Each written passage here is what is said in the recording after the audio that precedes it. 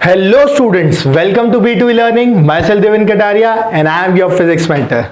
तो बेटा I welcome you all to the last lecture of ray optics. बेटा एक बहुत ही important chapter हम कर रहे हैं और उसके almost I think we are at the verge of completion, है ना, खत्म ही करने वाले हैं बेटा। बस आज मैं लास्ट लेक्चर इसका लेकर के आया हूँ, राइट, जिसके अंदर हम बहुत ही इंपॉर्टेंट चीजें देखने वाले हैं, that is optical instruments, right. इसके अलावा बेटा रेनबो भी हम लोग देखेंगे। ये दोनों ही ऐसे पार्ट हैं, स्पेशली ऑप्टिकल इंस्ट्रूमेंट्स, जो बेटा बच्चों को बहुत कंफ्यूज करता है, बिकॉज एनसीईआरटी में भी लास्ट में कुछ फॉर्मुलेज दे रखे हैं, राइट, और वैसे ही कहीं ना कहीं हम भी अपने तरीके से उसको थोड़ा जल्दबाजी में पढ़ते हैं, करेक्ट। समझने में थोड़ा सा हैवी ट्रिकी, तो इसलिए भी थोड़ा सा ज्यादा एनर्जी लगता है। तो अगर थोड़ा सा इत्मीनान से, आराम से, प्यार से समझ लोगे तो बेटा ये टॉपिक आपका निकल जाएगा। Understood my point? तो इसमें से आराम से अगर कोई क्वेश्चन बनता भी है, करेक्ट, तो very easily you can crack it by the use of this particular lecture और the formulas that will be discussing.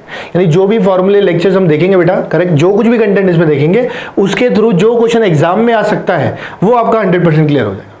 ठीक, तो बेटा अब ज्यादा टाइम लिए बगैर हम स्टार्ट करते हैं क्लास के साथ। बस मेरा एक ही पॉइंट है, एक ही रिक्वेस्ट है आप लोगों से कि बेटा प्लीज प्रॉपर नोट्स बना लेना, खासकर इस टॉपिक के। मैं जानता हूं मैं बोलता हर लेक्चर में हूं, लेकिन करते आप कम हो, लेकिन बेटा इस वाले के जरूर बना लेना, नहीं तो फिर मजा नहीं आएगा, बिल्कुल ये हाथ से निकल जाएगा कुल मिला के। ठीक है, तो मैंने आपको बता दिया प्रॉपर नोट्स बनाना बेटा अच्छे से। Let's start with the class. तो देखो बेटा सबसे पहले तो ये देख लें कि ऑप्टिकल जो इंस्ट्रूमेंट्स की हम बात कर रहे हैं, ऑप्टिकल इंस्ट्रूमेंट्स कौन कौन से हम पढ़ने वाले हैं। तो बेटा देखो मेजरली जो हमारे पास है ना, एक है बेटा सिंपल माइक्रोस्कोप, करेक्ट, एक हमारे पास क्या होता है बेटा कंपाउंड माइक्रोस्कोप, एक हमारे पास क्या होता है बेटा रिफ्लेक्टिंग टेलीस्कोप, रिफ्लेक्टिंग, और एक बेटा हमारे पास क्या होता है रिफ्रैक्टिंग टेलीस्कोप, करेक्ट। तो कुल मिला के दो तरह के टेलीस्कोप और दो तरह के माइक्रोस्कोप हमको पढ़ना है। अच्छा, इनमें भी क्या क्या पढ़ना है बेटा? इनके अंदर सबसे पहले तो हमको इनका मैग्निफिकेशन पढ़ना है कि ये कितना मैग्नीफाई करता है, क्या फॉर्मूला होता है मैग्निफिकेशन का। इसके अलावा बेटा हमें इसके बारे में पढ़ना पड़ेगा रिजॉल्विंग पावर। मैं दोनों को एक साथ ही लेके आऊंगा ताकि कहीं ना कहीं एक कनेक्ट बना पाए, राइट। और बेटा लास्ट में हम देख लेंगे रेनबो को। ठीक है, चलो स्टार्ट करते हैं सबसे पहले बेटा सिंपल माइक्रोस्कोप से। तो देखो सिंपल माइक्रोस्कोप का बेटा सबसे पहले स्ट्रक्चर थोड़ा सा समझा देता हूं कि होता क्या है। अगर आप बेटा कभी देखते हो तो एक नहीं डिटेक्टिव लेंस दिखाते हैं, एक सिंगल लेंस होता है, that is what it magnifies. वो क्या करता है, मैग्नीफाई कर देता है इमेज को, है ना, या ऑब्जेक्ट को बड़ा करके दिखाता है, करेक्ट। तो इसीलिए बेटा ये जो सिंगल लेंस का ऑप्टिकल इंस्ट्रूमेंट होता है उसे हम क्या कहते हैं, सिंपल माइक्रोस्कोप कहते हैं, करेक्ट। अब सिंपल माइक्रोस्कोप में बेटा ये जो कुछ भी लेंस है, ये जो कुछ भी लेंस है ना, ध्यान से सुनना बेटा अच्छे से, थोड़ा ध्यान से। ये हमारे पास क्या हो गया लेंस, राइट। ये हमारा बेटा ऑब्जेक्ट था, कौन सा, ए और बी, दिस वाज ऑब्जेक्ट। अच्छा, इस ऑब्जेक्ट से बेटा कोई एक रे अगर निकलेगी, थोड़ा ध्यान से सुनना ना, कोई भी अगर रे निकलती है लेट से, एक रे बेटा ऐसे जाएगी, ये ऐसे जाएगी रिफ्रैक्ट होके, ये रे जो बेटा ऑप्टिकल सेंटर से जाएगी ये अनडिवाइडेड जाएगी। जब दोनों को बेटा पीछे एक्सटेंड कर दोगे तो आपको क्या मिल जाएगा, आपको बेटा इमेज मिल जाएगा। यानी कि इस डायग्राम से ये तो समझ आ रहा है कि एक ऑब्जेक्ट को अगर आप लेंस के पास रख रहे हो तो ये मैग्नीफाई कर दे रही है, करेक्ट, यानी कि इमेज को बड़ा कर दे रही है। अब सवाल ये उठता है बेटा कि ये मैग्निफिकेशन होता कितना है मैथमेटिकली, क्योंकि हमें तो ज्यादा कंसर्न फॉर्मूले से है, because we are talking specially from the exam point of view, correct. तो ढंग से समझना, जहां तक बेटा मैग्निफिकेशन के फॉर्मूले की बात करते हैं, मैं डेरिवेशन पार्ट में बिल्कुल भी नहीं जाऊंगा, मैं सीधे फॉर्मूले की बात करूंगा और उतने ही आप याद रखना, 4 फॉर्मूले, वरना फिर आप कंफ्यूज ही होते रहोगे। बोले ठीक है सर, करते हैं। तो देखो मैग्निफिकेशन की अगर बात करें तो बेटा हमारे पास इफेक्टिवली दो फॉर्मूले आप कह सकते हो। बेटा दोनों की कंडीशंस अलग अलग है। पहले की अगर मैं बात करूं तो पहले की जो कंडीशन है ना बेटा, उसे कहते हैं नॉर्मल आई। आप बोले सर नॉर्मल आई मतलब? नॉर्मल आई मतलब बेटा कि आंखों पे कोई स्ट्रेस ना पड़े, करेक्ट, आंखों पे कोई स्ट्रेस ना पड़े, दैट इज नॉर्मल। और उसी तरह से बेटा एक होता है स्ट्रेन्ड आई। आप बोलोगे सर ये तो नाम से ही पता चल गया हमको। मैंने कहा यस बिल्कुल, ये तो नाम से ही पता चल जाएगा। स्ट्रेन्ड आई मतलब जब आंखों पे क्या हो, स्ट्रेन पड़ रहा हो। बोले सर इसको और क्या बोल सकते हैं? मैंने कहा मैं बताता हूं और क्या बोल सकते हैं। बेटा आप ऐसे समझो, है ना, ध्यान से सुनना, आप ऐसे समझो कि अगर हमारे पास, है ना, नॉर्मल व्यू की बात करता है, कभी भी नॉर्मल व्यू बोलता है ना, क्या बोलता है, नॉर्मल व्यू। तो नॉर्मल व्यू के अंदर बेटा आप लिख सकते हो कि जो इमेज है वो कहां पर बननी चाहिए बेटा, इन्फिनिटी पे बननी चाहिए। बोलो सर इन्फिनिटी इतना दूर? मैंने कहा दूर नहीं होता infinity, infinity is a relative term. मतलब ये जो लेंस और ऑब्जेक्ट के बीच का यू है ना, इसके रिलेटिव थोड़ा सा ज्यादा दूर बनना चाहिए। बोले ठीक है सर अब समझ आ गया। मतलब देखो आप सोचो ना, अगर ऑब्जेक्ट को बहुत पास रखोगे तो दिखेगा ही नहीं, करेक्ट। एक मिनिमम डिस्टेंस ऐसा आता है, करेक्ट, जहां पे ऑब्जेक्ट दिखना शुरू होता है। आप अपनी नोट्स कॉपी उठाओ जिसमें लिख रहे हो, वैसे अगर लिख रहे हो तो ठीक, और उसको अपनी आंखों के सामने रख लो, बिल्कुल आंखों के सामने, देखो लिख पाते, पढ़ पाते क्या उसको, नहीं पढ़ पाओगे। थोड़ा दूर करते जाओ, फिर एक डिस्टेंस आएगा जब आप उसको पढ़ पाओगे। ये जो डिस्टेंस है इसको बोलते हैं least distance of distinct vision. अरे नाम से पता चल गया कि कम से कम वो दूरी या डिस्टेंस जब आपको ऑब्जेक्ट दिखाई दे। बोले हाँ सर। तो मैंने कहा जब यहां पे बिल्कुल जस्ट मिनिमम वाले पे रख रहे हो तो आंखों पे स्ट्रेन पड़ता है बेटा, थोड़ा दूर कर दोगे तो थोड़ा कंफर्टेबली देख पाएंगे, करेक्ट। तो हम इमेज एट इन्फिनिटी की बात कर रहे हैं, that is normal view without strain. Strained view की बात कर रहे हैं, स्ट्रेन्ड आई की बात कर रहे हैं। इसका मतलब हम कहना चाह रहे हैं कि इमेज कहां बन रही है, at capital D, correct. Capital D का मतलब बेटा least distance of distinct vision. I hope इसमें किसी को कोई डाउट नहीं होगा, क्लियर बेटा, ओके। अब देखो जरा आगे, ठीक है, आगे समझता हूं। अब इनके फॉर्मूलेस की बात करते हैं बेटा, है ना, इनके फॉर्मूलेस की बात करते हैं। तो जहां तक फॉर्मूले की बात है बेटा, जब इमेज एट इन्फिनिटी पे है तो मैग्निफिकेशन का फॉर्मूला आता है बेटा डी बाय एफ। आप समझ गए, यहां पे डी क्या है, least distance of distinct vision, F क्या है, focal length of the lens, इस लेंस की फोकल लेंथ। आप बोलोगे ठीक है सर फोकल लेंथ तो गिवन होगी, डी का क्या करेंगे। अरे भाई ये जो कैपिटल डी है इसकी वैल्यू बेटा होती है 25 सेंटीमीटर्स, लेकिन हेल्दी आई के लिए। बोले मतलब बेटा जब ओल्ड एज की बात करते हो तो यही डिस्टेंस बदल के अप्रोक्सीमेटली कितना हो जाता है बेटा, 40। वैसे ये और बदलता रहता है, करेक्ट, और बदलता रहता है, बट फिर भी हम ये मान करके चलते हैं कि कभी अगर न्यूमेरिकल में कुछ रेफरेंस बुक में दिए होते हैं, बोले कि एक ओल्ड आदमी है, एक ओल्ड पर्सन है और उनके बारे में बात करनी है, तो फिर आप डी को 40 ले लो। अगर आपको कुछ नहीं बोला है, by default you have to take 25 centimetre, आपको 25 सेंटीमीटर ही लेना पड़ेगा। बोले ठीक है सर, ये फॉर्मूला समझ आ गया। बिल्कुल ऐसी बेटा अगर मैं बात करता हूं, है ना, स्ट्रेन्ड आई की, तो मैग्निफिकेशन का फॉर्मूला होता है बेटा 1 + d बाय एफ, करेक्ट। तो कुल मिला के दो फॉर्मूले आ गए। अगर कभी भी इमेज इन्फिनिटी पे बनेगी या नॉर्मल आई बोलता है तो मतलब डी बाय एफ, अगर इमेज कैपिटल डी पे बोलता है या स्ट्रेन्ड आई बोलता है तो फिर 1 + d बाय एफ। बेटा ये के ये फॉर्मूले कंपाउंड माइक्रोस्कोप में यूज होने वाले हैं, तो इनको अच्छे से समझ लेना। और ये जो टर्मिनोलॉजी है कि भाई इमेज एट इन्फिनिटी और नॉर्मल व्यू, इसको याद रखना, इमेज एट डी या फिर स्ट्रेन्ड आई, इसको याद रखना। बोले ठीक है सर, कोई दिक्कत नहीं, याद रख, एब्सोल्युटली क्लियर। मैंने कहा वेरी गुड बेटा। तो देखो आराम से इसको कॉपी कर लो, चाहो तो ये डायग्राम बनाना तो बना लो, करेक्ट। और ये दो फॉर्मूले बेटा अच्छे से घोट के भी जाना है, ये याद होने चाहिए, टिप्स पे होने चाहिए, ठीक। अगर ये दोनों समझ आ गए तो मैं प्रोसीड करता हूं बेटा विद कंपाउंड माइक्रोस्कोप, राइट। किसके साथ, कंपाउंड माइक्रोस्कोप। अरे चलो भाई, ये देखो बेटा, दिस इज द रे diagram for compound microscope. First of all तो, है ना, इसको थोड़ा सा देख लेते हैं। जहां तक रे डायग्राम की बात करेंगे बेटा, ये एक लेंस है, ये दूसरा लेंस है। आप बोलोगे सर ये दो लेंस क्या है और इनको क्या बोलते हैं और क्यों बोलते हैं, मैं इनका समझाता हूं। आपने कभी माइक्रोस्कोप अगर ध्यान से देखा हो बेटा, तो माइक्रोस्कोप के ऐसा स्ट्रक्चर होता है कुछ ऐसा, यहां से लेंस बड़ा होता है जहां से हम देखते हैं, करेक्ट, और जैसे जैसे नीचे जाता है लेंस छोटा हो जाता है। तो ये जो ऊपर वाला लेंस है, बड़ा वाला लेंस, वो आंख के पास होता है, और ऑब्जेक्ट नीचे रखा होता है उसके पास क्या होता है, छोटा वाला लेंस। छोटे वाले लेंस को क्या बोलते हैं, ऑब्जेक्टिव। क्यों, क्योंकि वो ऑब्जेक्ट के पास रखा हुआ है। और जो बड़ा वाला लेंस है इसको क्या बोलते हैं, आई पीस। क्यों, क्योंकि ये आंख के पास रखा हुआ है। तो जब भी माइक्रोस्कोप की बात करोगे तो आई पीस बड़ा और ऑब्जेक्टिव छोटा। उल्टा कर दो टेलीस्कोप के लिए, टेलीस्कोप ऐसे होता है बेटा, करेक्ट, ऐसे। यहां पर अगर देखोगे तो क्या होगा, आंख के पास वाला छोटा आई पीस और ऑब्जेक्टिव बड़ा। समझ गए बात को, ऐसे।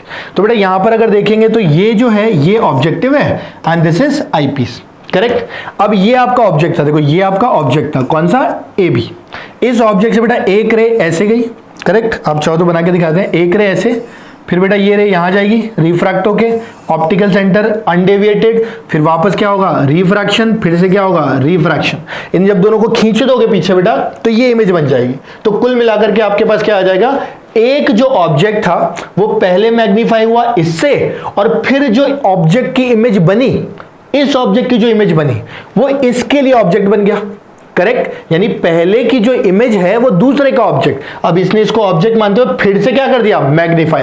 मतलब दो बार मैग्नीफाई हो गया, करेक्ट। एक बार किसने मैग्नीफाई किया, ऑब्जेक्टिव ने, दूसरी बार किसने मैग्नीफाई किया, आई पीस ने। तो बेटा यहां पर फोकल लेंथ की भी अगर बात करें, है ना, फोकल लेंथ की भी बात करें तो बेटा जो फोकल लेंथ होगी, राइट, ऑब्जेक्टिव की कितनी, एफओ, और बेटा आई पीस की अगर बात करेंगे तो कितनी, एफ ई, क्लियर? तो बेटा अगर यहां पर मुझे फिर से पूछ ले कि भाई आप तो मैग्निफिकेशन के फॉर्मूले बता दो, ये रे डायग्राम वगैरह तो समझ आ गया, तो देखो कितनी आसानी से लिख सकते हैं। हमने कहा सबसे पहले मैग्निफिकेशन की अगर बात करें तो that will be equal to MO into ME. बोले क्या सर? मैंने कहा magnification by objective multiplied by magnification by eyepiece, यानी पहले ऑब्जेक्टिव ने मान लो 5 गुना किया, फिर आईपीस ने उसका भी 5 गुना किया, तो टोटल 25 गुना हो गया ना, 5 इंटू 5। तो total magnification is MO into ME. ये क्या निकल के आ गया बेटा? ये टोटल मैग्निफिकेशन निकल के आ गया। फिर आप पूछोगे मुझसे कि सर ये बताओ कि क्या इसमें भी 2 केस होते हैं क्या? मैं बोलूंगा यस बेटा 100%, इसमें भी 2 केस होते हैं और उसमें भी बिल्कुल वैसे ही 2 केस होते हैं। बोले सर कैसे 2 केस? मैंने कहा बेटा एक बार तो बोल देगा कि इमेज कहां पर है? इन्फिनिटी। और एक बार क्या बोल देगा? इमेज कहां पर है बेटा? At capital T. फिर आप बोलोगे सर क्या इसको भी हम नॉर्मल व्यू बोलेंगे? मैंने कहा यस। क्या इसको भी स्ट्रेट व्यू बोलेंगे? मैंने कहा यस। अंडरस्टूड? अब बेटा जहां तक फॉर्मूले की बात करते हैं अच्छे से समझना। देखो ये जो ऑब्जेक्टिव है, ऑब्जेक्टिव इसका मैग्निफिकेशन, ये एक लेंस ही तो है, लेंस का मैग्निफिकेशन का फॉर्मूला क्या था? v बाई यू था। बोले अच्छा v बाई यू था, बिल्कुल सही। तो देखो इसकी खुद की इमेज जो डिस्टेंस है बेटा वो कितनी है? v, और जो ऑब्जेक्ट डिस्टेंस है वो कितनी है? u। करेक्ट? तो मैं यहां पर क्या लिख सकता हूं? ऑब्जेक्टिव का जो मैग्निफिकेशन है that is v by you. ये हमें फॉर्मूला पता भी है, नॉर्मल मैग्निफिकेशन बाय लेंस। बोले हाँ सर ये तो पता है, मतलब आप ये लिख सकते हो v बाई यू, इसमें कोई दिक्कत नहीं। फिर आप पूछोगे सर साइन का क्या करें? मैंने कहा बेटा साइन आप रख सकते हो, है ना। यहाँ पे जनरली अगर आप देखोगे तो जो साइन है वो रखने चाहिए। तो बेटा v का साइन तो पॉजिटिव, u का क्या? नेगेटिव। तो ओवरऑल यहाँ पे एक नेगेटिव आ जाएगा। बोले सर क्या जाएगा? एक नेगेटिव। बोले ठीक है नेगेटिव आ गया। अच्छा इसके अलावा बच गया अपने पास क्या? ME। बेटा ये जो आईपीस है ना, ये एक तरीके से सिंपल माइक्रोस्कोप ही तो है। बोले सर कैसे? अरे अगर ये ऑब्जेक्ट है, भूल जाओ पहले क्या रखा हुआ है, तो ये क्या है? एक लेंस। ये क्या है? एक ऑब्जेक्ट। और बेटा ऑब्जेक्ट और लेंस अगर है, सिंगल ऑब्जेक्ट सिंगल लेंस, तो हम इसको बिल्कुल किसकी तरफ ट्रीट कर सकते हैं? हम इसको एक सिंपल माइक्रोस्कोप की तरह ट्रीट कर सकते हैं। बोले सर फिर तो फॉर्मूले हमको पहले से ही आते हैं। मैंने कहा यस आप लिख सकते हो। देखो आप ही ने बताया था, बड़े याद करो ध्यान से, हम सब ने डिस्कस किया था कि यहां पे क्या लिख सकते हैं? बोले सर d बाई एफ ही लिख सकते हैं। बोले d बाई एफ ही क्यों? आपने तो d बाई एफ बताया था। अरे भाई यहाँ पे लेंस को क्या कहते हैं? आई पीस, इसलिए यहाँ पे क्या लगा दिया? एफ ही लगा दिया। बोले अच्छा सर अब समझ आया हमको। मैंने कहा मैं कुछ नहीं बोल रहा आज, ठीक है सुनते जाओ। तो इमेज की बात करें एट कैपिटल डी। बोले एट कैपिटल डी सर हम खुद लिखेंगे, आप कुछ मत बताओ। Minus v by you 1 plus d by F E. मैंने कहा बेटा सही लिखा है खुद ने तुमने, ठीक है। तो ये आ जाएगा minus V by U D by F E, ये आ जाएगा बेटा minus V by you 1 plus D by F E. अब v और u की वैल्यूज आपको गिवन होगी, अकॉर्डिंगली आप कर लेना, ठीक है। तो आई होप ये क्लियर हो गया होगा बेटा दोनों फॉर्मुलेज कंपाउंड माइक्रोस्कोप के मैग्निफिकेशन के, ठीक है। देखो इसमें ना ज्यादा तामझाम मत करना बेटा, अननेसेसरी 10 तरह की चीजें ढूंढोगे परेशान हो जाओगे। बस इतना याद रखना कि बेसिक फॉर्मूला सिंपल माइक्रोस्कोप का क्या होता है दोनों केसेस के लिए, कंपाउंड माइक्रोस्कोप के बेसिक फॉर्मुलेज क्या होते हैं, आईपीस बड़ा होता है या ऑब्जेक्टिव बड़ा होता है। तो जब माइक्रोस्कोप की बात करें तो आईपीस बड़ा और ऑब्जेक्टिव छोटा, इतनी बात अच्छे समझ लेना। क्लियर हो गई मेरी बात। अगर एक लास्ट एक्स्ट्रा पॉइंट बता देता हूं, कभी दिमाग में आ जाए या कभी क्वेश्चन आ जाए कहीं गलती से, देखो अगर आपको बोल दे कि ऑब्जेक्ट इंफिनिटी पे ऑब्जेक्ट, और इसके अलावा जो फाइनल इमेज बन रही है, फाइनल इमेज वो भी कहां पर है, इंफिनिटी। अगर दोनों इंफिनिटी पे हो जाएंगे तो क्या पूछ सकता है बता दो। अगर ऑब्जेक्ट इंफिनिटी पे है मतलब जो इमेज बनेगी बेटा वो यहां से फोकल लेंथ पे बनेगी एफओ, बोले यस सर। फाइनल अगर इमेज इंफिनिटी पे है तो फिर ये क्या बन जाना चाहिए, एफ ई, बोले यस सर। और इन दोनों बीच जो लेंस है इनके बीच का डिस्टेंस कितना हो गया, एफओ प्लस एफ ई, बोले यस सर। यानी कि FO plus F E is the distance between the to lens, बोले यस सर। बेटा डिस्टेंस बिटवीन टू लेंस को आप लेंथ की बोल सकते हो, ट्यूब लेंथ भी बोल सकते हो। क्या बोल सकते हो, ट्यूब लेंथ, करेक्ट। तो ट्यूब लेंथ की अगर बात करते हैं तो बेटा ट्यूब लेंथ कितना निकल के आ जाएगा, F O plus F E. लेकिन ये सिर्फ कब वैलिड है, जब ऑब्जेक्ट और इमेज दोनों ही कहां पर हो, इंफिनिटी पे। तो ये एक एक्स्ट्रा पॉइंट बता दिया इन केस कभी काम आ जाए तो। बोले ठीक है सर यहां तक क्लियर, आप आगे बढ़ सकते हो, ठीक है। एक्चुअली मैं भी बहुत थका हुआ हूं आज, लेकिन जरूरी है ना, this is important part actually, इसलिए मैंने सोचा कि इसको करते हैं अच्छे से, ठीक है। वापस से पूरी एनर्जी लेकर के आओ, ठीक है, मुझे ज्यादा जरूरत है। देखो अब मैं बात करने जा रहा हूं बेटा टेलीस्कोप की। कौन सा वाला? Refracting telescope. हमने कहा था ना बेटा टेलीस्कोप अपने पास दो तरह के हो सकते हैं, तो हम सबसे पहले बात कर रहे हैं रिफ्रैक्टिंग। बोले सर रिफ्रैक्टिंग मतलब क्या? अरे मैं नाम पढ़ो, नाम से समझ आएगा। रिफ्रैक्टिंग मतलब जिसमें रिफ्रैक्शन हो। बोले अच्छा सर ये बात है, समझ आ गया। तो देखो ध्यान से, हमने कहा बेटा हमारे पास दो लेंस है। आप देखो मैंने बताया था टेलीस्कोप ऐसा होता है दूरबीन। देखो मेरे हाथ दिखाई दे रहे हैं, ये छोटा लेंस और ये बड़ा लेंस। तो आंख के पास जो होता है ना वो छोटा होता है, उसको क्या बोलते हैं? आई पीस। जो ऑब्जेक्ट के पास है वो बड़ा है, उसे बोलते हैं ऑब्जेक्टिव। इसीलिए देखो यहाँ पे ऑब्जेक्टिव बड़ा है, ठीक है, इसे बोलते हैं ऑब्जेक्टिव। फोकल लेंथ कितनी? FO। यहाँ पे बेटा ये है आई पीस, ये छोटा है, इसकी फोकल लेंथ कितनी? FE। बोले ठीक है सर, यहां तक कोई इशू नहीं है, वी हैव अंडरस्टूड। फिर बेटा एक चीज ध्यान रखना, यहां जो लाइट आती है ना वो पैरेलल रेज की फॉर्म में आती है। आप बोलोगे क्यों सर? अरे मैं कहा भाई ये आ रही है इन्फिनिटी से। आप जब टेलीस्कोप की बात करो तो आप बहुत दूर के ऑब्जेक्ट को देख रहे हो, तो लाइट इन्फिनिटी से आ रही है। इन्फिनिटी से आ रही है तो इसका मतलब पैरेलल रेज आएगी। बोला अच्छा सर क्या प्रिंसिपल एक्सिस के पैरेलल आएगी? मैंने कहा ना वो जरूरी नहीं है, पैरेलल होगी। करेक्ट। अगर पैरेलल रेज है, करेक्ट, तो हम क्या कर सकते हैं? पैरेलल रेज की अगर बात करें तो पैरेलल रेज बेटा जहां भी इंटरसेक्ट करती हैं उसे हम क्या कह देते हैं? उसे हम फोकस कह देते हैं। करेक्ट। लेकिन अगर रेज पैरेलल के साथ साथ प्रिंसिपल एक्सिस के पैरेलल ना हो तो फिर बेटा उसे हम फोकल प्लेन में बनाते हैं। करेक्ट। आई होप बेटा ये आइडिया आपको होगा। फोकस का मतलब वो पॉइंट जहां पे रेज इंटरसेक्ट करती हैं, correct, provided they are parallel to principal axis. Confuse हो गए? मैं दोबारा बताता हूं। अगर कोई रे पैरेलल भी है आपस में और प्रिंसिपल एक्सिस के भी पैरेलल है तो वो जहां पर भी प्रिंसिपल एक्सिस को कट करती है उसे फोकस कहते हैं।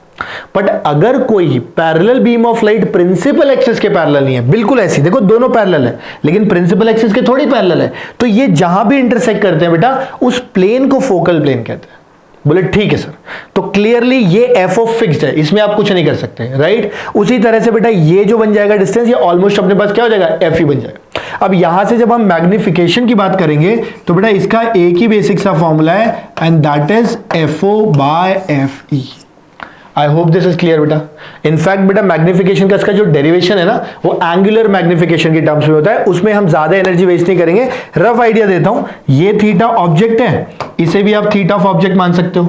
ये जो थीटा डैश है इसको जब खींचोगे ना बेटा पीछे तो जो फाइनल आपको इमेज मिलेगी इन्वर्टेड, वो एंगल और ये एंगल दोनों बराबर है, इसको थीटा आई बोल सकते हो। फिर आप मैग्निफिकेशन के लिए लिख सकते हो थीटा आई बाय थीटा ओ, फिर वापस थीटा को टैन थीटा फलाना ढिमका वो सब करोगे तो ये फॉर्मूला निकल के आएगा। अब ये ध्यान रखना बेटा FO/FE, करेक्ट। यानी मैग्निफिकेशन ज्यादा करने के लिए ऑब्जेक्टिव का फोकल लेंथ ज्यादा होना चाहिए, आईपीस का छोटा होना चाहिए।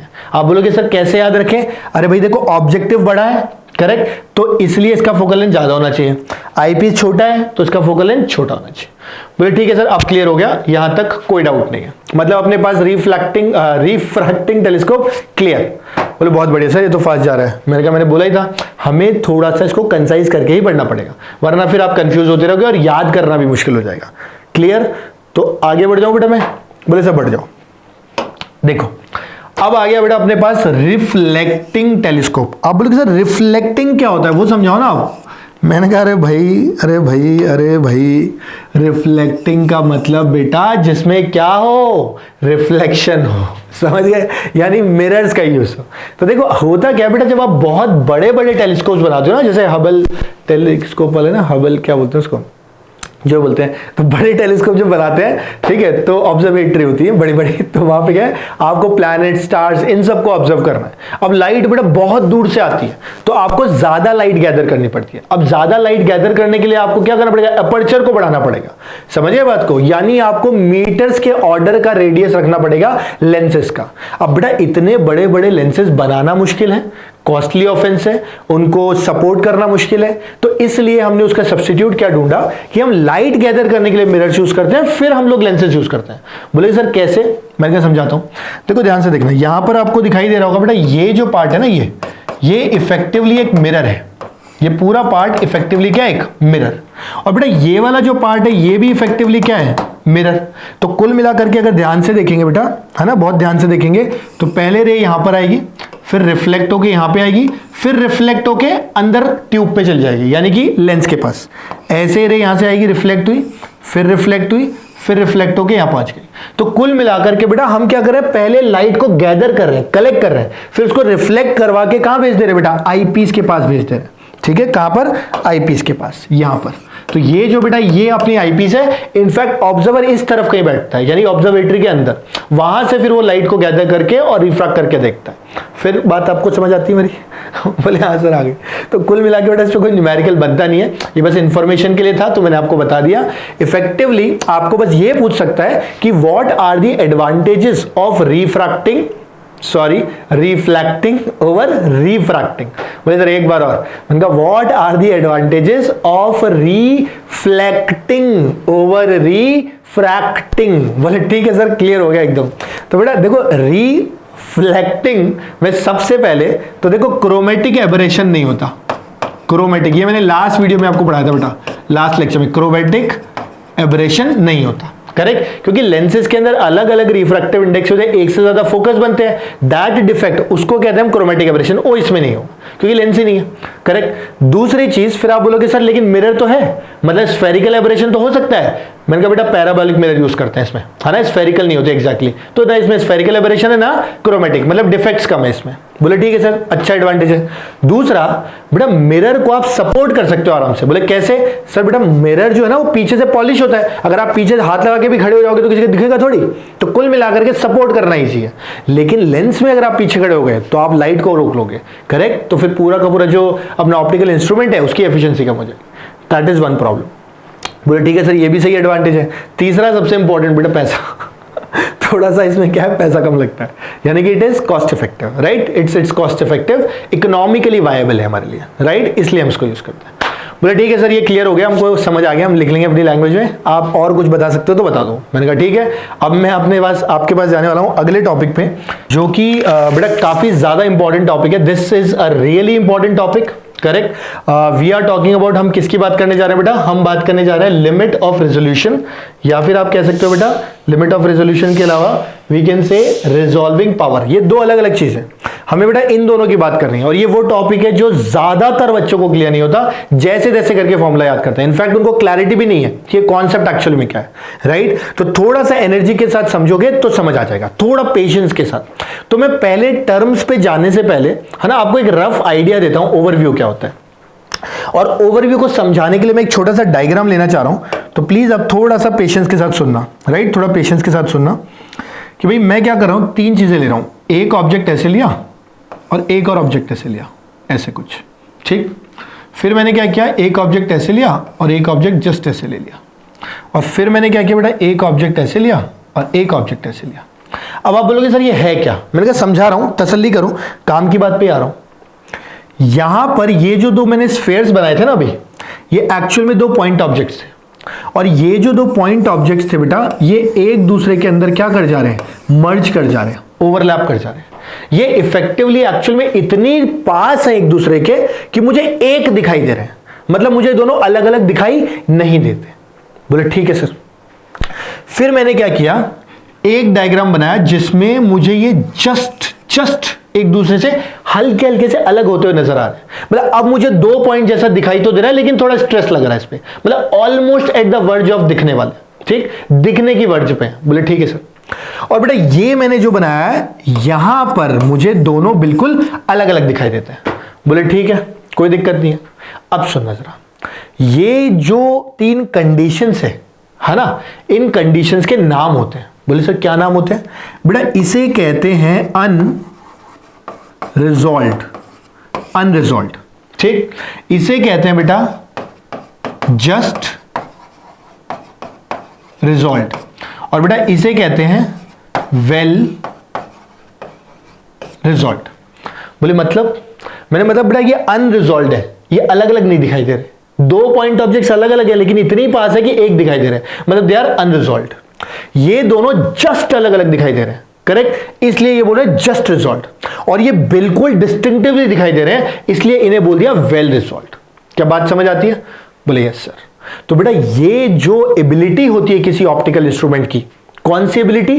कोई भी दो ऑब्जेक्ट जो एक दूसरे के बहुत पास हैं और एक दिखाई दे रहे हैं, उनको अलग अलग करके दिखाने की एबिलिटी, उसी को बोलते हैं बेटा रिजॉल्विंग पावर या रिजोल्यूशन। बोले अच्छा सर, तो जब आप कहते हो ना कैमरे का रिजॉल्विंग पावर बड़ा है ना, अच्छा रिजॉल्विंग पावर है, रिजोल्यूशन अच्छा है, तो उसमें जब आप इमेज को बड़ा करते हो तो पिक्सेल्स फटते नहीं है, करेक्ट। अगर अच्छा रिजोल्यूशन है तो हर पॉइंट अलग अलग दिखाई देता है, लेकिन अगर खराब रिजोल्यूशन है तो जब आप उसको बड़ा करोगे तो वो एक दूसरे में मर्ज होता है, सारे के सारे ऐसे हो जाते हैं, करेक्ट। लेकिन अगर बढ़िया कैमरे का रिजोल्यूशन है तो फिर ऐसा दिखाई देगा। बोले सर अब समझ आई बात। मतलब कहने का ये है बेटा कि जब आप रेजोल्यूशन की बात करते हो या रिजॉल्विंग पावर की बात करते हो, it is basically the ability of an optical instrument to see two different point objects distinctively if they are very close to each other. बोले ठीक है सर, इतनी बात समझ आ गई। अब देखो बेटा, इसके बाद हमें ये समझना पड़ेगा कि मैथमेटिकली ये क्या है, वो ज्यादा जरूरी है एग्जाम पॉइंट ऑफ व्यू से। बोले हाँ सर समझाओ, वो भी समझाओ। मैंने कहा देखो बेटा, यहां पर अगर मैं बात करता हूं, है ना, ध्यान से सुनना, यहां पर अगर मैं बात करता हूं तो ये जब क्लियरली या डिस्टिंक्टिवली दिखाई देते हैं तो उसके लिए बेटा इन दोनों के बीच में कुछ ना कुछ तो डिस्टेंस चाहिए ना, करेक्ट। तो माइक्रोस्कोप के केस में जो मिनिमम डिस्टेंस होता है between two point objects for which they can B resolved, right, that distance is actually known age limit of resolution. और उसका उल्टा कर दोगे तो आपको मिल जाएगा रिजॉल्विंग पावर। बोले सर नहीं समझ आया। मैंने कहा सुनो, कहने का मतलब है बेटा resolving power is equal to 1 by limit of resolution, ठीक है। Resolving power is equal to 1 by limit of resolution is equal to 1 by D. बोले जहां पे डी क्या है, D is the minimum distance between the two close point object for which they can be resolve. इससे कम हुआ तो resolve ही नहीं हो पाए। बोले सर अब थोड़ा समझ आया, मतलब आप ये कहना चाह रहे हो कि जो रिजॉल्विंग पावर है एक तो वो 1 बाय लिमिट ऑफ रेजोल्यूशन है। मैंने बोला यस बेटा करेक्ट, देखो लिख भी दिया, it is defined as the inverse of the distance. इसी डिस्टेंस या सेपरेशन को क्या कहते हैं, लिमिट ऑफ रेजोल्यूशन कहते हैं। अच्छा दूसरी चीज ये कहना चाह रहे हो कि माइक्रोस्कोप के लिए जो मिनिमम डिस्टेंस होता है पॉइंट ऑब्जेक्ट्स के लिए, करेक्ट, के बीच में जिस पे वो रिजॉल्व की जा सकती हो, उस डिस्टेंस को लिमिट ऑफ रेजोल्यूशन कहते हैं, उसके उल्टे को रिजॉल्विंग पावर कहते हैं। आप यही कहना चाह रहे हो ना। मैंने कहा हाँ बेटा बिल्कुल यही कहना चाह रहा हूं। क्लियर हो गई मेरी बात? तो मैं एक बार और बोल देता हूं कि लिमिट ऑफ रेजोल्यूशन का उल्टा होता है रिजॉल्विंग पावर, और लिमिट ऑफ रेजोल्यूशन अलग अलग होती है माइक्रोस्कोप और टेलीस्कोप के लिए। अभी तक हमने सिर्फ किसकी बात की थी, माइक्रोस्कोप की। तो अगर माइक्रोस्कोप की बात करोगे बेटा तो माइक्रोस्कोप के अंदर राइट जो भी दो पॉइंट ऑब्जेक्ट्स के बीच का मिनिमम डिस्टेंस है फॉर रिजॉल्विंग, उसी को अपन क्या कह देते हैं, लिमिट ऑफ रेजोल्यूशन। उसी का उल्टा क्या, रिजॉल्विंग पावर। बोले ठीक है सर। उसी तरह से अब ध्यान से सुनना, आगे बढ़ रहा हूं मैं। उसी तरह से बेटा अगर हम इन दोनों के बीच के एंगल की बात करें, ठीक है, कि भाई इन दोनों के बीच में अगर हम लोग एंगुलर सेपरेशन की बात करें, देखो एंगुलर सेपरेशन, तो फिर ये किसकी लिमिट ऑफ रेजोल्यूशन बन जाती है? बोले सर ये तो बन जाती है इसकी रिजॉल्विंग पावर, किसकी, टेलीस्कोप की। यानी कि ये जो एंगल डी थीटा है, ठीक है, जब दोनों को ज्वाइन कर दोगे ना बेटा तो कुछ ना कुछ तो एंगल बनेगा, एंगुलर सेपरेशन, करेक्ट। तो सेपरेशन तो माइक्रोस्कोप की limit of resolution, angular separation telescope की लिमिट ऑफ रेजोल्यूशन। बोले सर ठीक है, कुछ समझ तो आ गया, लेकिन अगर आप बोर्ड पे लिख दोगे तो थोड़ा और अच्छे से समझ आ जाएगा। मैंने कहा बिल्कुल बेटा मैं लिखूंगा, मैं वही लिखने जा रहा था, ठीक है। ये जिसको कॉपी करना है वो कॉपी कर सकता है, मैं आगे लिखने जा रहा हूं। देखो सबसे पहले मैं लिखता हूं बेटा resolving power equal to 1 by limit of बेटा रेजोल्यूशन, करेक्ट, और बेटा this is equal to 1 by D, correct, 1 by D. और ये किसके लिए बेटा, ये है माइक्रोस्कोप के लिए। बोले ठीक है सर इसका डायग्राम भी समझाओ जरा। मैं क्या बिल्कुल समझाता हूं। ये लेंस है बेटा, अच्छे से समझना, ये चीज भी नहीं समझ आती बच्चों को। ये लेंस है और यहां पे एक पॉइंट ऑब्जेक्ट आपके पास क्या था, ए, करेक्ट। इसके बहुत क्लोज एक और पॉइंट ऑब्जेक्ट है बेटा, कौन सा, बी, करेक्ट। ऑल्दो ये इतने क्लोज है कि बी ऑलमोस्ट ए के ऊपर है, पर मैंने अलग अलग दिखा दिया समझाने के लिए। यहां से बेटा ऐसे लाइट जाती है, बोले ठीक है सर, और बेटा ये लाइट टकराने के बाद यहां कहीं पे क्या बनाती है, इमेज बनाती है, इसे बोलते हैं बेटा I1, ठीक है, एक इमेज। इसी तरह से बेटा अगर ध्यान से देखेंगे तो यहां से भी लाइट जाएगी, इसको अलग कलर से दिखा देते ना, यहां से बेटा लाइट जाएगी, और फिर ये भी कहीं ना कहीं क्या करेगी, अरे ये भी कहीं ना कहीं इंटरसेक्ट करेगी, ये क्या बन जाएगा बेटा, I डैश, करेक्ट। तो ये दोनों तो ऑब्जेक्ट्स थे, ये दोनों क्या है बेटा, इमेजेस हैं। तो हम ये कहते हैं, ध्यान से सुनना अब काम की बात, कि इन दोनों ऑब्जेक्ट्स, ये जो दोनों ऑब्जेक्ट्स हैं, है ना, ये जो दोनों ऑब्जेक्ट्स हैं, इनके बीच का जो मिनिमम डिस्टेंस होता है जिसके लिए ये क्लियरली अलग अलग दिखाई देती, इसी को बोलते हैं लिमिट ऑफ रेजोल्यूशन। ये जो डी लिखा हुआ है, समझ गए? तो ये डी क्या है, फिर रिपीट कर रहा हूं, दो पॉइंट ऑब्जेक्ट्स के बीच का मिनिमम डिस्टेंस जिसपे कि वो दोनों रिजॉल्व हो पाए। बोले ठीक है सर, ये डी समझ आ गया, अब आ गया फॉर्मूला बताओ आप। तो बेटा ये जो डी का फॉर्मूला होता है ना, दिस डी, यानी कि अगर मैं इस डिस्टेंस की बात करूं तो ये निकल के आता है बेटा 1.22 lambda divided by 2 mu sine theta. मतलब डी का फॉर्मूला होता है 1.22 lambda by 2 mu sine theta, तो रिजॉल्विंग पावर उसका उल्टा हो जाएगा, तो हो जाएगा 2 mu sine theta upon 1.22 lambda. और बेटा ये ध्यान रखना, ऑल्दो तुम्हारे काम का ज्यादा है नहीं, जस्ट इंफॉर्मेशन के लिए बता रहा हूं, ये फॉर्मूला ल्यूमिनस ऑब्जेक्ट्स के लिए काम आता है। ल्यूमिनस मतलब जिनकी खुद की लाइट होती है, अदरवाइज ये 1.22 हट के सिर्फ लैम्डा रह जाता है। बोले ठीक है सर, यहां तक क्लियर हो गया। अब इसमें समझो कुछ कुछ टर्म्स। लैम्डा मतलब वेवलेंथ ऑफ लाइट जो गिर रही है, डी बता ही चुके हैं, ठीक। थीटा, थीटा का मतलब बेटा ये वाला एंगल, ठीक है। ये जो कोन ऑफ लाइट बनेगा ना बेटा, ये पूरा का पूरा कोन ऑफ लाइट आएगा यहां से और यहां से, तो कोन ऑफ लाइट का सेमी वर्टिकल एंगल को क्या कहते हैं, थीटा। बोले ठीक है सर। इसके अलावा म्यू का मतलब जिस मीडियम में अपने ऑब्जेक्ट्स को रखा हुआ है उसका रिफ्रैक्टिव इंडेक्स, और ये जो म्यू साइन थीटा कंप्लीट होता है बेटा, इसे कहते हैं न्यूमेरिकल एपर्चर। न्यूमेरिकल अपर्चर, समझ गए? जितना ज्यादा बड़ा न्यूमेरिकल अपर्चर होगा बेटा, उतना बढ़िया रिजॉल्विंग पावर होगा।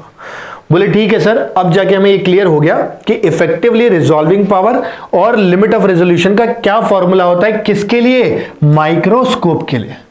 मैंने कहा ओके बेटा, यही मेरा पर्पस था कि आपको ये समझ आ जाए। Although I know it's a typical topic, but अगर समझ आ गया तो I am thankful to myself कि चलो कुछ अच्छा काम किया, ठीक है। क्योंकि मुझे जब मैं पढ़ता था समझ नहीं आता था, हाँ, लेकिन अब ठीक है, तो कोशिश कर रहा हूं कि आपको भी समझ आ जाए, राइट।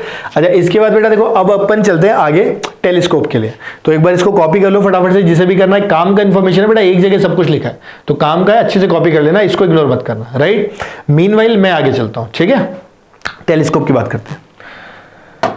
तो बेटा जहां तक टेलीस्कोप की अगर बात करें, है ना, टेलीस्कोप की अगर बात करें तो बेटा देखो, टेलीस्कोप की जो रिजॉल्विंग पावर होती है, राइट, रिजॉल्विंग पावर अगेन वो क्या होती है, 1 बाय वही चीज लिमिट ऑफ रेजोल्यूशन। और बेटा इसमें जो लिमिट ऑफ रेजोल्यूशन होती है ना, जो लिमिट ऑफ, आप सोचते हो ना कि सर कितना गंदा लिखते हैं, मैंने कहा मैं भी सोचता हूं, लेकिन मैंने खूब कोशिश कर लिया बेटा, खूब, सही होती नहीं है, क्या करूं। तो देखो लिमिट ऑफ रेजोल्यूशन बेटा ये होता है एंगुलर सेपरेशन। देखो वहां पे सेपरेशन, यहां पे एंगुलर सेपरेशन। बहुत बार बच्चे इस चीज में कंफ्यूज होते हैं कि सर ये डी और थीटा क्या दोनों का मल्टीप्लिकेशन है? No, it's the small angle D theta. You understood the point? ये क्या चीज है बेटा? Small angle D theta. किसके बीच में? दो पॉइंट ऑब्जेक्ट के बीच में, करेक्ट। मतलब ये कि अगर मेरे पास एक पॉइंट ऑब्जेक्ट यहां है, एक पॉइंट ऑब्जेक्ट यहां है, अगर बेटा मैं इनको रिजॉल्व करना चाह रहा हूं, तो जो कुछ भी एंगुलर सेपरेशन होगा बेटा, this particular angular separation is actually the limit of resolution. तो यानी लिमिट ऑफ रेजोल्यूशन माइक्रोस्कोप के लिए दो पॉइंट ऑब्जेक्ट का बीच का मिनिमम डिस्टेंस था, या मिनिमम एंगुलर सेपरेशन। बोले इसके अलावा और क्या लिख सकते हैं सर? बेटा इसके अलावा आप इसको लिख सकते हो 1.22 लैम्डा बाय कैपिटल डी। बोले सर ये क्या है? भैया कुछ नहीं, 1.22 लैम्डा तो समझ आता ही है, वही वेवलेंथ है ऑल, राइट। इसके अलावा जो कैपिटल डी है ना बेटा, ये कैपिटल डी इफेक्टिवली, है ना, कैपिटल डी इफेक्टिवली क्या चीज है बेटा? लेंस। जिस लेंस की हम बात करने जा रहे हैं ना, जिस भी लेंस की हम बात करने जा रहे हैं, किस चीज के लिए? जो किसके लिए यूज होगा? इसके रेजोल्यूशन के लिए यूज होगा, ठीक है, उसका डायमीटर। यू अंडरस्टूड बेटा? उसका diameter. So this is basically the diameter of the lens, right, which is being used for magnification in case of telescope. बोले ठीक है सर, मतलब कुल मिला के ज्यादा इसमें कोई पंगे नहीं है, सीधे सीधे 1.22 लैम्डा बाय कितना है? कैपिटल डी है। बोले ठीक है सर, तो बेटा ये चीज क्लियर हो गई, आई होप, राइट, 100% आपको क्लियर होगा। तो बेटा अब देखते हैं हम लास्ट पार्ट इस पर्टिकुलर लेक्चर का, इस पर्टिकुलर चैप्टर का, इस पर्टिकुलर यूनिट का। आई नो आप भी बहुत टाइम से वेट कर रहे हो कि सर आपने 8-9 पार्ट बना दिए, ये यूनिट खत्म ही नहीं हो रहा है। तो मैंने कहा बेटा आज दी एंड कर देंगे बस, इसका खेल खत्म, राइट। तो लास्ट पार्ट है दैट इज रेनबो। इसको अच्छे से समझ लो बेटा। देखो रेनबो की जब बात करते हैं क्या है, कुछ नहीं है, ऑप्टिकल फिनोमिना है, ठीक है। और बेटा ऑप्टिकल फिनोमिना ऐसा ऑप्टिकल फिनोमिना है जिसके अंदर डिस्पर्जन का यूज होता है। तो डिस्पर्जन भी इसमें यूज होता है। डिस्पर्जन के साथ साथ बेटा TIR भी यूज होता है, थोड़ा रिफ्रैक्शन भी यूज होता है। और ये थोड़ा सा सुंदर फिनोमेना है, करेक्ट। आप सबने शायद देखा होगा, तो सुनने में तो बहुत आता है रेनबो रेनबो रेनबो, इंद्रधनुष, पर बेटा दिखाई इतना आसानी से देता नहीं। तो सबसे पहले तो ये देख लेते हैं कि रेनबो होता क्या है, उसकी क्या क्या कंडीशंस है, और हमको एग्जामिनेशन पॉइंट ऑफ व्यू से क्या क्या पता होना चाहिए। तो बेटा देखो जहां तक रेनबो की बात करें, रेनबो इज बेसिकली एक कलरफुल इवेंट, ठीक है, ऑप्टिकल फिनोमेना, जिसमें 7 अलग अलग कलर जो होते हैं विबग्योर के, वो हमें एक पैटर्न के अंदर दिखाई देते हैं, करेक्ट। इसकी जो कंडीशंस होती है वो क्या होती है, देखो ये पहले इस वाले रेनबो को देख लेते हैं। यहां पर बेटा ये क्या है, ये एक ड्रॉप है, ड्रॉप, ये लेंस की तरह काम कर रहा है या प्रिज्म की तरह काम कर रहा है, ठीक है। और बेटा ये पानी की एक ड्रॉप है। तो सबसे पहले तो एयर के अंदर क्या होना चाहिए, मॉइस्चर, मतलब रेनी सीजन, करेक्ट, या रेन के जस्ट बाद जो मॉइस्चर रह जाता है वो। तो जो छोटे छोटे वाटर ड्रॉपलेट्स होते हैं ना, वो छोटे छोटे थिन प्रिज्म की तरह काम करते हैं। बोले ठीक है सर। दूसरी चीज क्या होनी चाहिए, सनलाइट आनी चाहिए। क्या आनी चाहिए, सनलाइट, राइट। यानी कि अगर रोशनी नहीं गिरेगी और सिर्फ वाटर ड्रॉपलेट है तो भी रेनबो नहीं दिखाई देगा। तो रेनबो दिखाई देने के लिए तो बारिश हुई हो और बारिश के जस्ट बाद धूप निकली होती है, करेक्ट। तीसरी और ज्यादा इंपॉर्टेंट कंडीशन कि जो देखने वाला आदमी है, सन उसके पीछे होना चाहिए।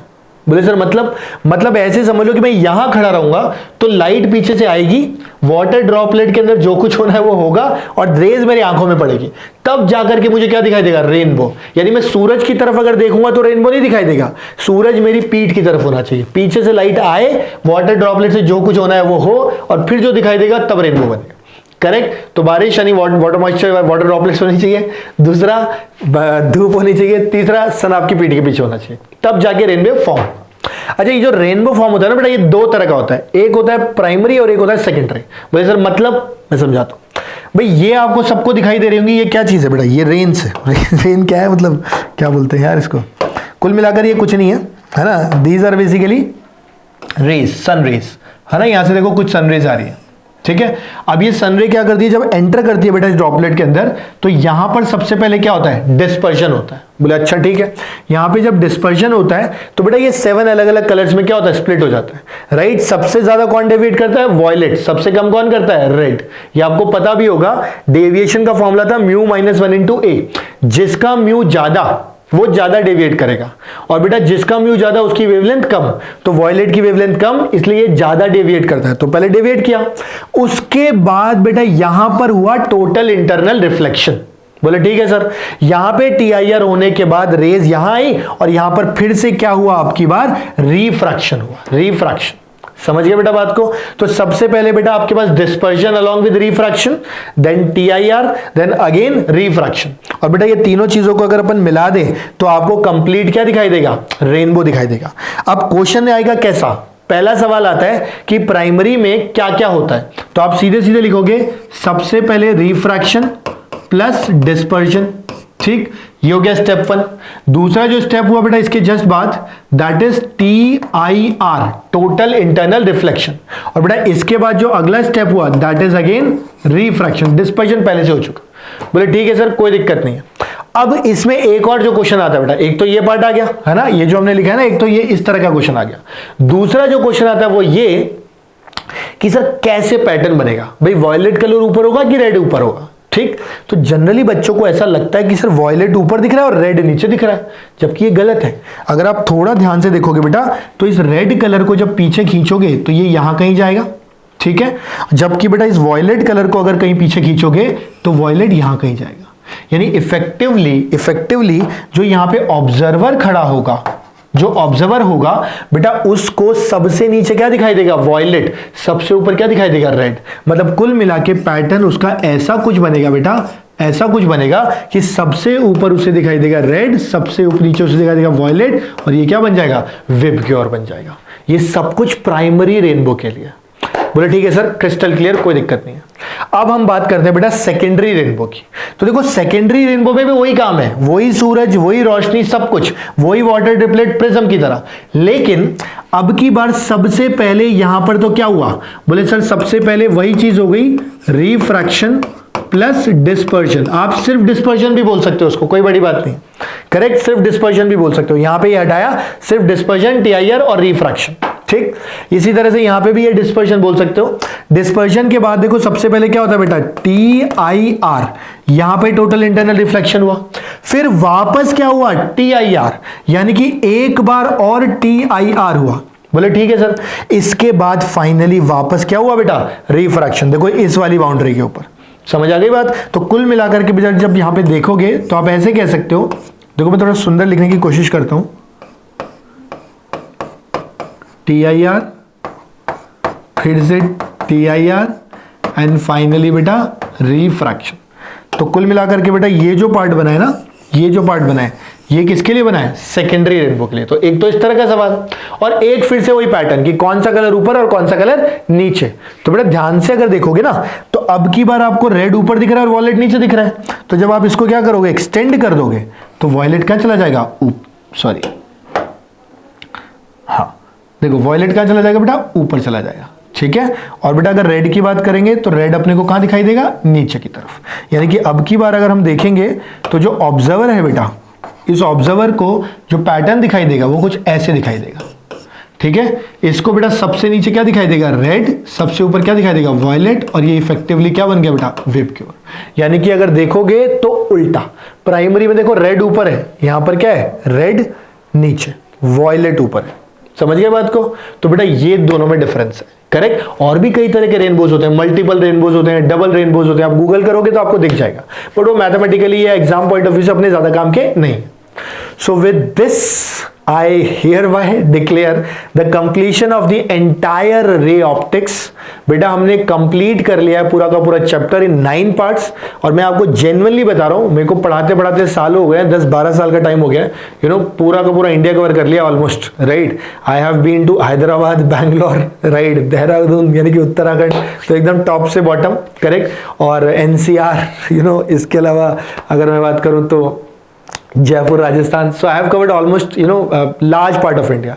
एंड ऑनेस्टली बता रहा हूँ बेटा, ये वाला जो सीरीज मैंने बनाया ना, रे ऑप्टिक्स, ये काफ़ी मेहनत करके बनाया है और ये काफ़ी यूजफुल है। इसका कंटेंट अच्छा है, लिमिटेड है, मतलब ना बहुत ज़्यादा है ना बहुत कम है। It is precisely from the exam point of view and it is sufficient to cater all needs of JEE mains and NEET examination. Let me tell you, हाँ एडवांस के लिए आपको ऑफ कोर्स थोड़ा ऊपर जाना पड़ेगा, वो मैंने केटर नहीं किया है, राइट। बट JEE मेंस और नीट तक का बेटा एंटायर कंटेंट इसमें कवर्ड है। आप इसको अगर स्टेप बाय स्टेप सारे वीडियोस को प्रॉपर्ली देखना शुरू करोगे, तबीयत से, इत्मीनान से, तो आप खुद लिंकअप करने लग जाओगे और आप खुद अप्रिशिएट करने लग जाओगे, right. So all I would say is कि बेटा अगर आपको जेन्युइनली लग रहा है कि वीडियोस अच्छे हैं, हेल्पफुल है, लेक्चर्स हेल्पफुल है और ये कंटेंट काम का है, तो बेटा आप अपने उन फ्रेंड से शेयर कर सकते हो जिनके पास जेन्युइनली पढ़ने के लिए कुछ नहीं है। हो सकता है आपके पास सब कुछ हो, आप प्रॉपर कोचिंग भी कर रहे हो सकता है मेरे से ही ऑफलाइन पढ़ रहे हो, राइट, या लाइव क्लासेस में पढ़ रहे हो, बट बेटा हो सकता है आपके कुछ फ्रेंड्स ऐसे हो जिनके पास जेन्युइनली कोई रिसोर्स नहीं है पढ़ने के लिए, तो you can share these videos with them, it will be helpful for them. और आपका कुछ भी नहीं जाएगा, उनका भी कुछ नहीं लग रहा है, हो सकता है थोड़ा फायदा ही हो जाए, करेक्ट। इसके अलावा अगर आपको लगता है कि यार ये वीडियो सच में काम के थे, सर ने थोड़ी मेहनत की है, तो you can press the thumbs up button, है ना, तो कुछ लाइक्स मिल जाएंगे तो अच्छा लगेगा, right. And with this note I would say कि अपना पढ़ाई बेटा चलाते रहना, राइट, पढ़ाई को रोकना नहीं है। Stay safe, take care of yourself, stay healthy, right, God bless you all. I will meet you again in the next unit, right, and you will know which unit by yourself, right. So meanwhile take care, bye, goodbye, goodbye, goodbye, goodbye नहीं, bye bye, चलो।